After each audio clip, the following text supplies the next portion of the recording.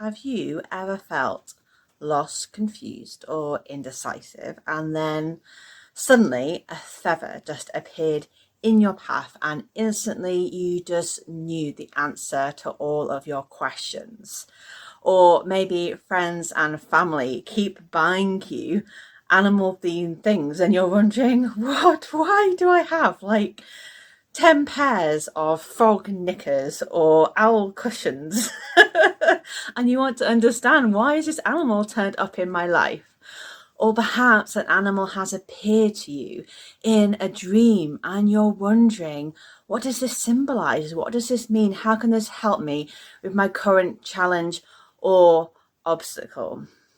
This is why I have created the YouTube series Animal with myself and guests. It's going to offer you insight into what is the magic, the myth, the medicine of the animal kingdom. What does it mean to have a spirit guide that is a particular animal, and how can they support you in your life's journey, in your healing, and in your connection to self?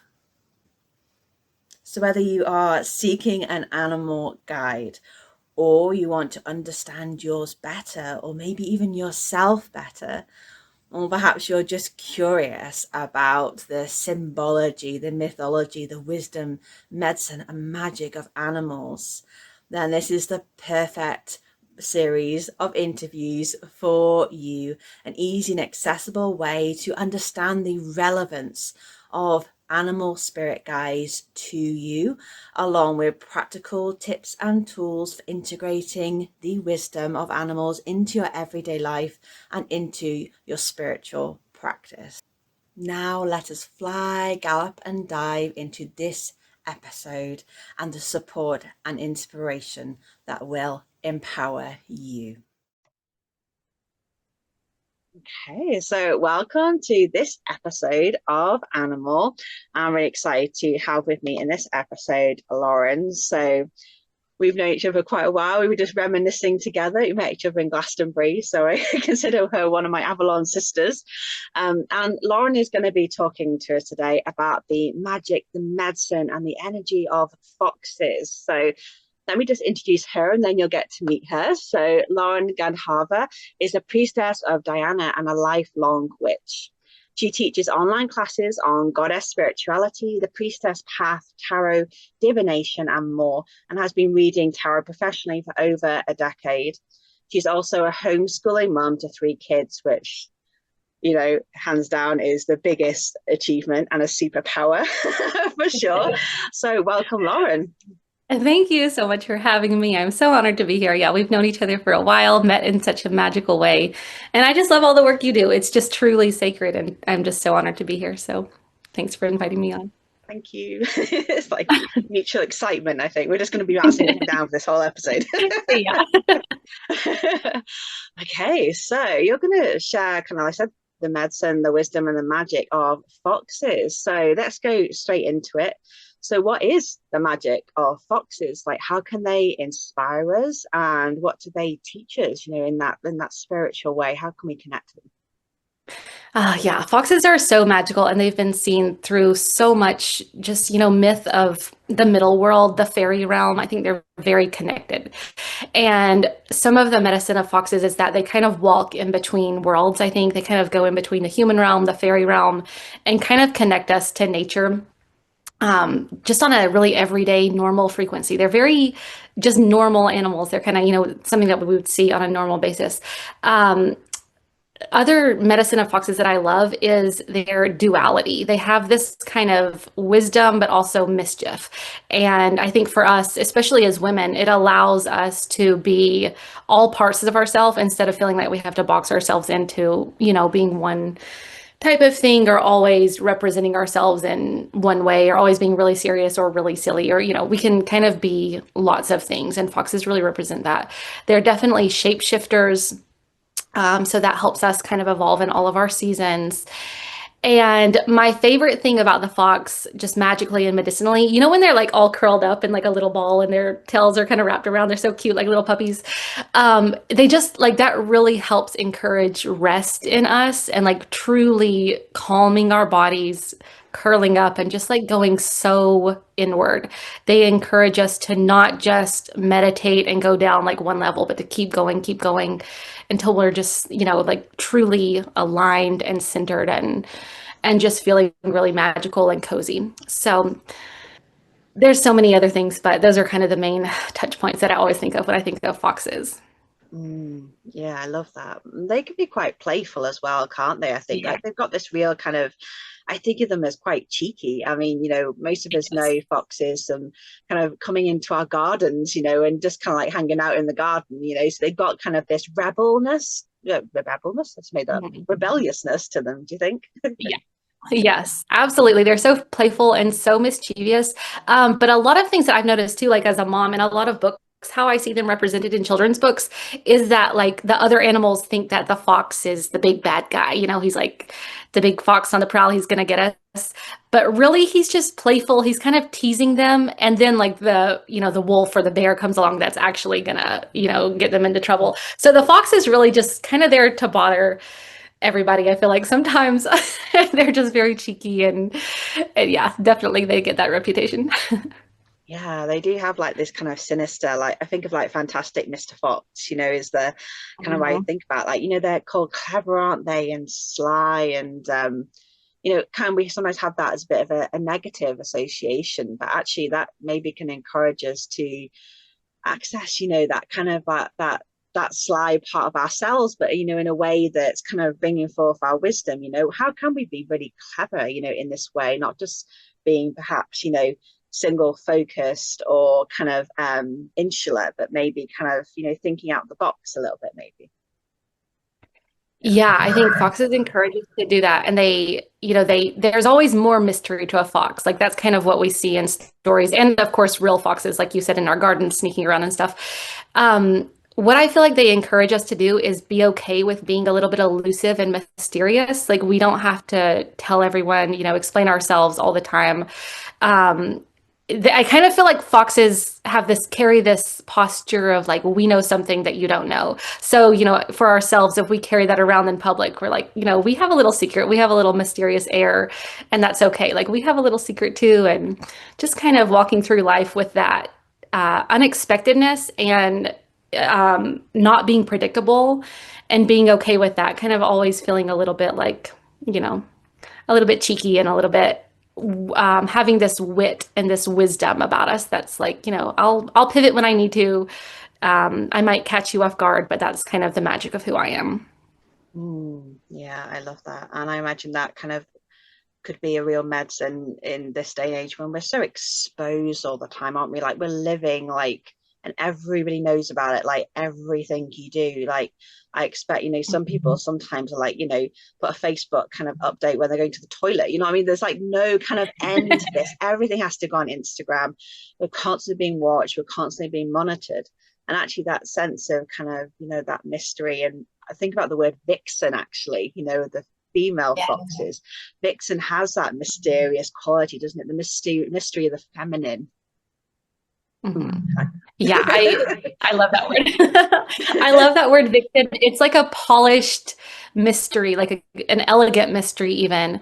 And yeah, I love what you said. I was watching one of your other interviews, the one about the bear, I think was the last of your YouTube series. And you said something that just really struck me about how our ancestors rested because they were physically tired, but we have like this mental tiredness. And I feel that so much.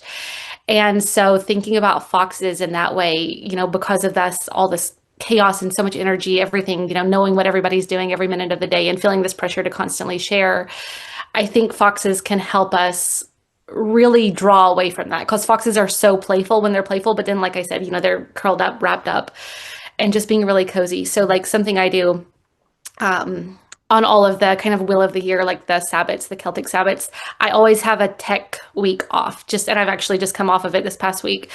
Just no social media. I don't really check my emails, anything like that. And I just kind of embody this fox medicine every time I do that, of just kind of imagining myself in my den. I don't need to go anywhere and perform. I don't need to do a lot of activities, even with my kids, stuff on the schedule.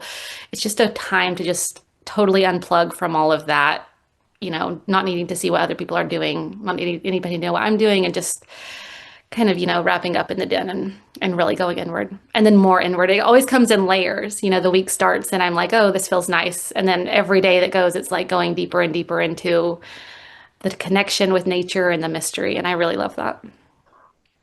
I bet it's pretty kind of not difficult, but I wouldn't want to come out.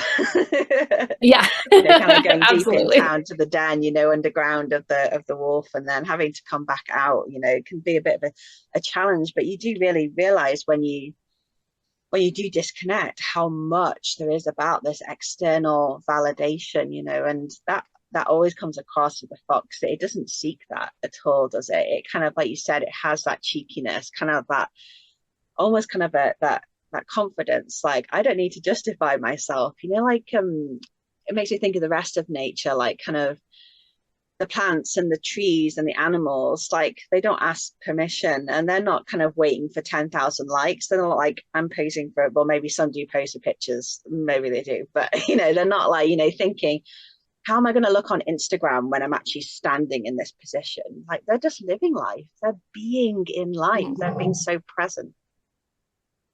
Yeah. And that's something cool about foxes. They're so beautiful. They're not one of the like showy, flashy animals, that we all just love. Everybody doesn't love foxes necessarily. They're not the flashy, showy, adorable little creatures, but that in that way they're so cute. You know what I mean?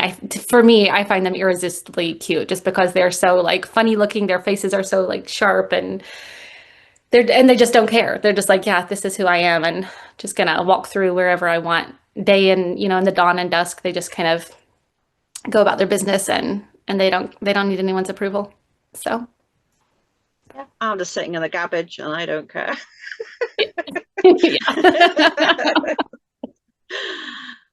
Wow, that's all amazing. Thank you, Fox, for all of your wisdom and medicine, because I think that's really needed. I mean, it's so hard for us now to switch off, isn't it? And to not care, Mhm. and to not be kind of clingy and attached to social media, and even think of AI now needing all this comparison and validation, I suppose. So thank you, Fox.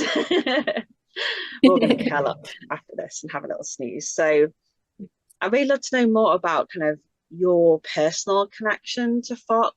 So is this a guide, an ally that's been with you your whole life? Did it come about, a certain time period or experience, or is it, uh, just with you for a specific reason, do you think, or just there in general? Yeah, I feel like foxes have always been with me, and I've really barely ever seen them like in my life. I mean, they are here where we live, but because they're so elusive, I mean, I've probably actually seen one less than 5 times. They're just so special to see. It is so rare that I think that makes it more special. But yeah, they've been with me as long as I can remember, since I was a child. Um, but more so as I've come into my own personal path with goddess spirituality and the craft and magic, they've continued to just like constantly show up in different synchronicities and different ways. And for me, on my personal path, the way that they help me so much. So in magic and in kind of just this world of spirituality, there's kind of two things that I associate with foxes that are really aligned with me and how they've shown up for me. The first one is glamour, like having a glamour. You know what I mean by that? Like having, being able to really show and shine and just be very outward.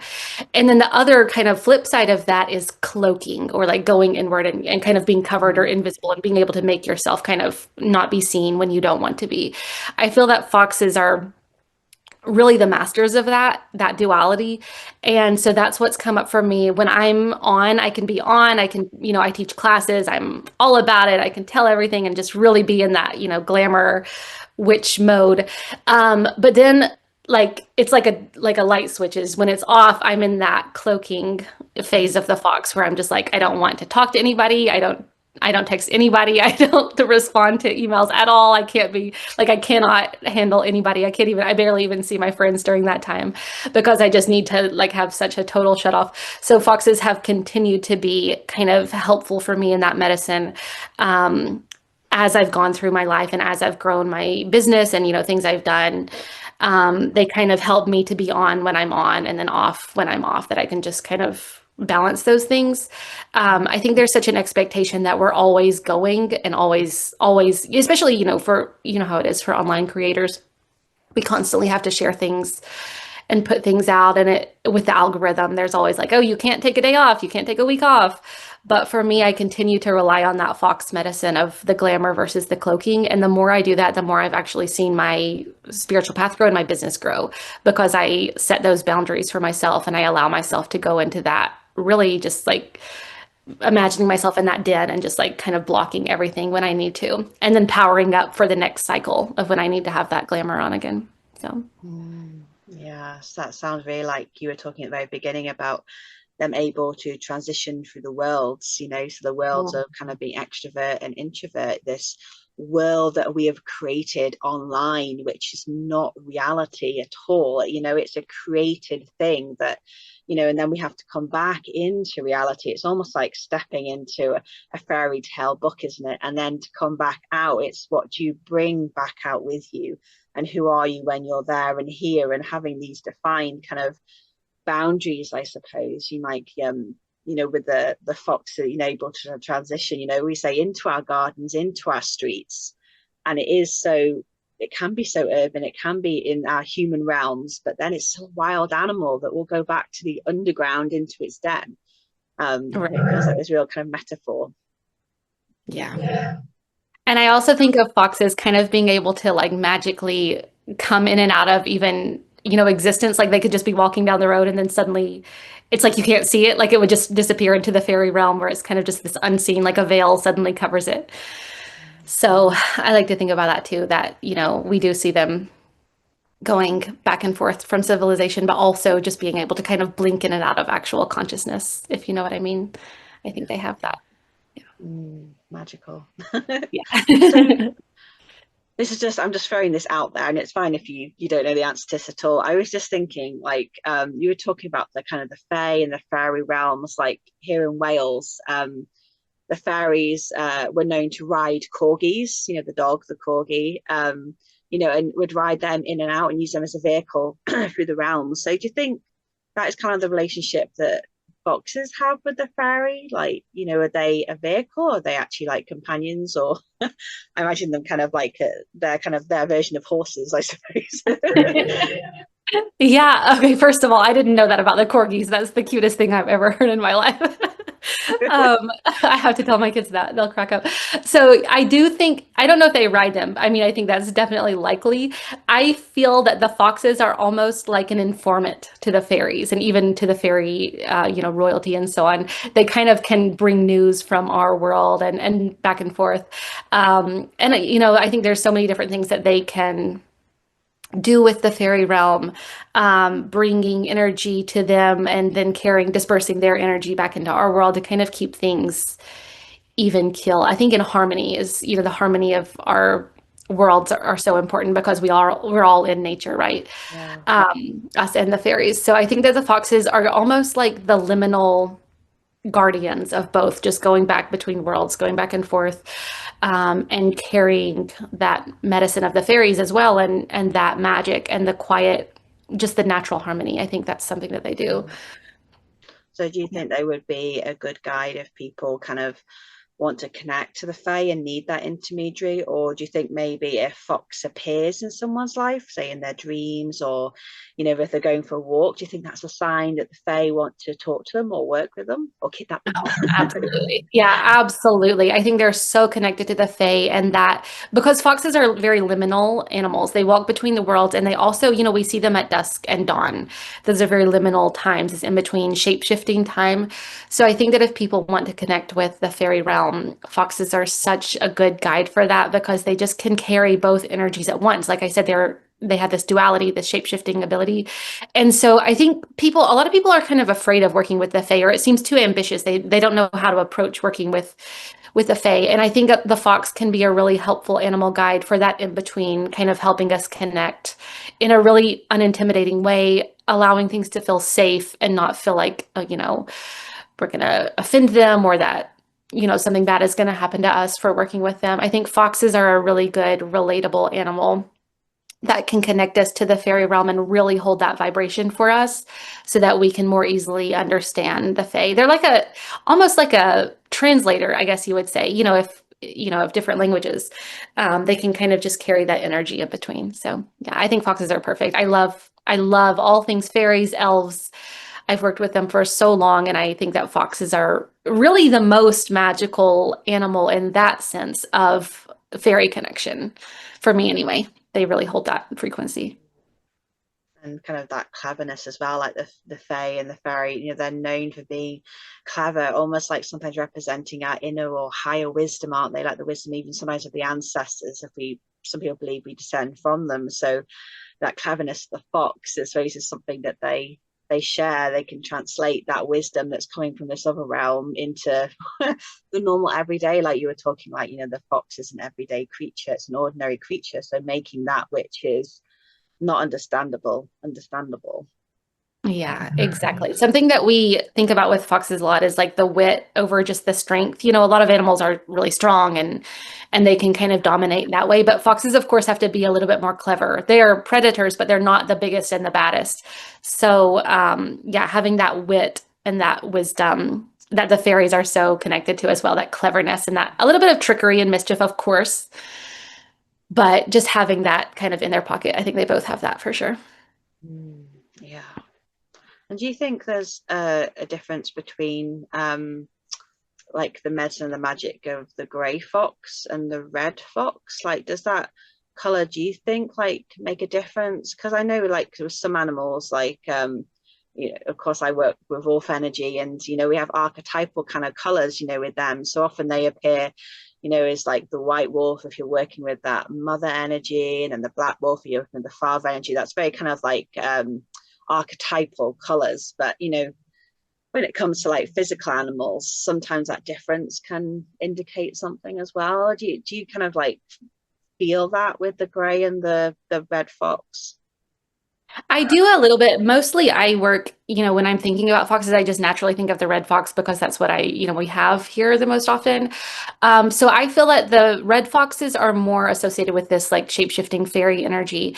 The gray foxes, for me, are more associated with the ancestral realm. So a little bit more of still bringing in that liminal in between carrying energy, but more with our past loved ones and their, harmony and imprint here on Earth as well. And then also Arctic foxes. I think there's so many kinds of foxes, but I think Arctic foxes are really beautiful too, that they, are very camouflaged and they change color depending on the season. And that too brings a new dimension of medicine to us of, that actual physical changing, which is so natural to all the foxes, but like the, physical, our bodies being able to change and we don't have to look the same way. And we're allowed to, just move with that too, I think is really powerful.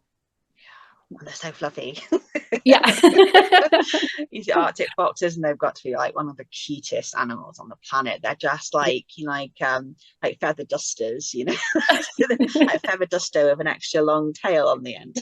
Yes, they're so cute. They're so cute. And I know with like a lot of we've had other kind of interviews in this series which have been connecting to like what we call like Arctic animals, and they tend to kind of take their medicine, then they transfer it to like almost like a winter context, like they're the experts on what it's like to live in the snow, so maybe you'd want to connect with the Arctic fox perhaps in the winter more so, do you think, Yeah, and apply that kind absolutely. of that medicine about being in, coming in that cozy time perhaps with them? Yeah, absolutely. They're so cozy. And yeah, I think we can always, move with different types of animals through the seasons and through the seasons of our life. But yeah, absolutely. Winter, which we're still in right here, is so you just want to be cozy all the time. You just want to be magical and in your den. I'm sure you guys have this too, but I have always seen in books, like children's books and illustrations and art, foxes have like their dens always look very human. You know, they had like their little teapot, their blankets, their little, you know, and I love to really imagine the actual foxes have that. Like we could never see them, but it's there. When they go into their dens, they have all these cozy things. And in the Arctic foxes too, they have, you know, their own little, you know, maybe more Scandinavian, Nordic looking little dens. But I just think they're so cozy. So I think that's such a good thing to work with, especially in the winter. Just, you know, caretaking our homes and making them like a fox's den, really like, you know, cleaning out what we need to clean out, making things tidy, but also bringing in things that feel warm and cozy that really nourish us, and drinking our tea and having our blankets and just curling up. I think there's so much healing that can come from that all year, but especially as we go into the dark months.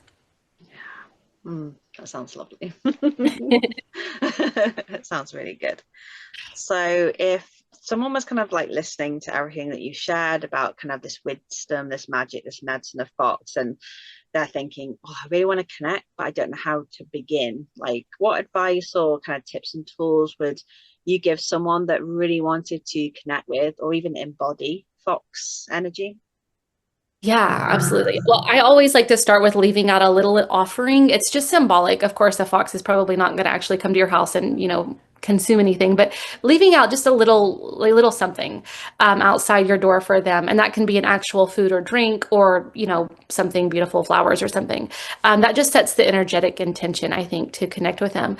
But after that, I think the best way to connect with foxes is in that time, you know, that really quiet time in between when you're falling asleep and then, or when you're waking up, that kind of liminal magic time. That's when you really want to start connecting with foxes because they have that energy. So, you know, just setting the intention that when you wake up the next morning, you have that, you know, those few seconds or a minute of that in between time just to connect, feel that energy in your body, and feel really connected to foxes at that time. Or when you're falling asleep at night, just setting that intention to like really go into the body of the fox, think about a fox, feel yourself kind of shape shifting and becoming like that energy so that you can connect. But yeah. Love that. When you were saying about kind of offerings, I was thinking about like how in so many like stories and tales that the fox is like wearing a top hat and a waistcoat, and I kind of imagined like you putting a top hat out, you know, for the local fox to wear, and you always know it's him because he's got the purple top hat on. I love that. Oh my gosh, I love that so much. That would be cool. I want Yeah, a that would picture be if that really cool. happens. Yeah, I might need to try that now. What, something else that kind of I want to bring forward as well is that, you know, I mean, they were really good tips for connecting, but is I was just thinking then as you were sharing that, something I was going to bring up before and I forgot, but about like, you know, when we don't we like you saying about not seeing the fox, but often we hear them, and when we hear them, they say it's like a female scream, isn't it? It's like that primal kind of like scream, and that can be quite unsettling, you know, for some people that they hear this scream and it kind of it stirs something within us, you know. So what would you say to people that kind of like, you know, maybe fear the fox a little bit, or maybe don't like the fox, or maybe have kind of this kind of like this yeah, feel a bit uneasy about them, maybe. Oh, wow. That is such a good question. I've never actually thought of that. So this is just kind of coming into consciousness.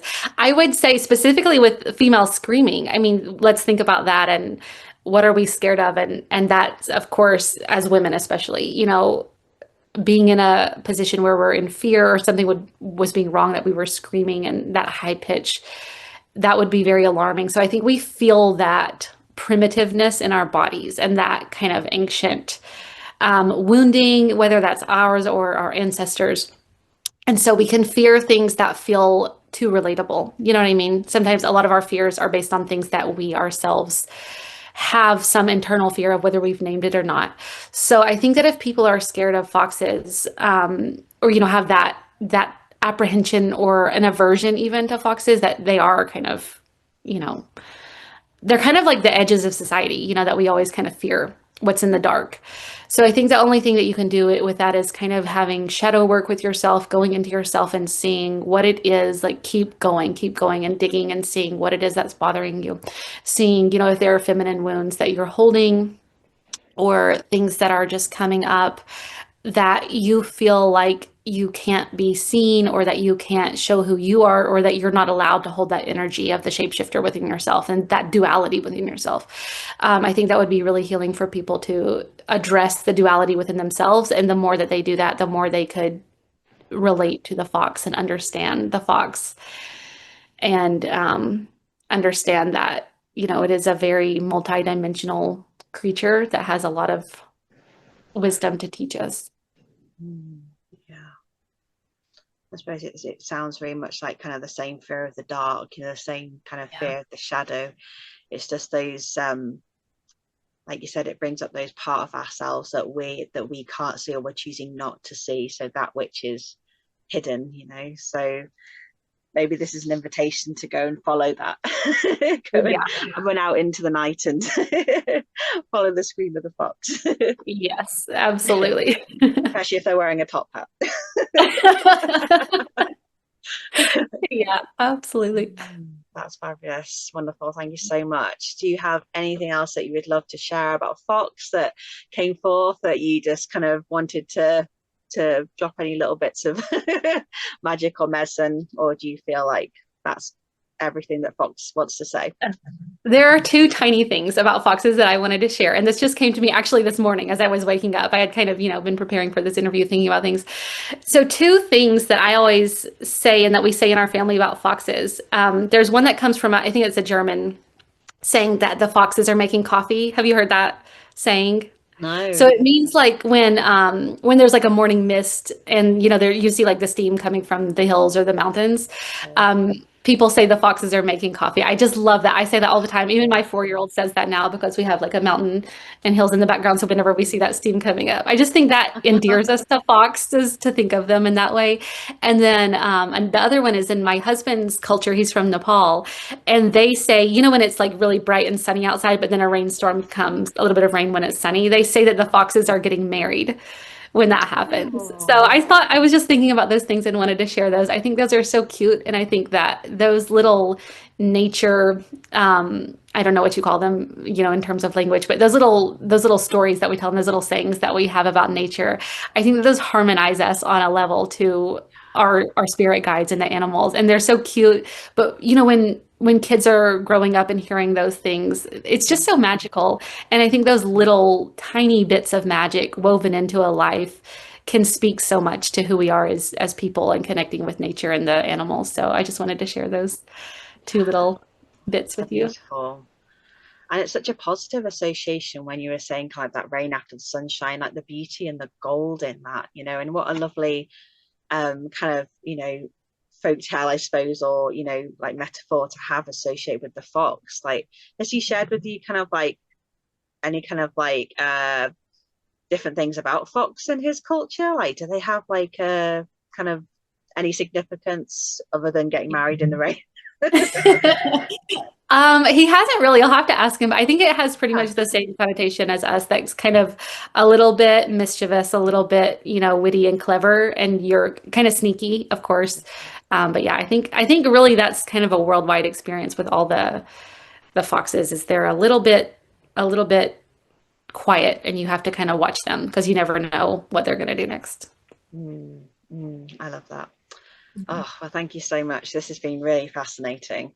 And yeah, I encourage everybody to kind of share in the comments down below, your own experiences of foxes, and if you have anything in your kind of like culture or family, country or village, stories about foxes, please do share them with us. And also, if you have any questions for Lauren, anything that she has shared that you want her to share more about, or just anything you're curious about, then please do just pop them in the comments below. So thank you so much, for Lauren, for being here and bringing forth the wisdom of Fox. Thank you so much for having me. It's such a pleasure to be here. Wonderful. No, it's been fantastic. And for all those that are watching this for the first time, do check out the rest of the series because there's so much wisdom and medicine here from the animal kingdom. Each episode features a different animal and a different teacher and guide that's sharing about the wisdom of that animal. And I say this every episode, but like I am so blown away and like honored to be interviewing for hearing all of the medicine magic, the love that these animals have for us. They're guiding us, inspiring us, empowering us, in our lives, and that's just amazing. I'm so forever grateful. So do check out all the episodes as well, and please do share this with anybody you might think might be interested. So thank you for watching, and I will see you in the next episode. Take care.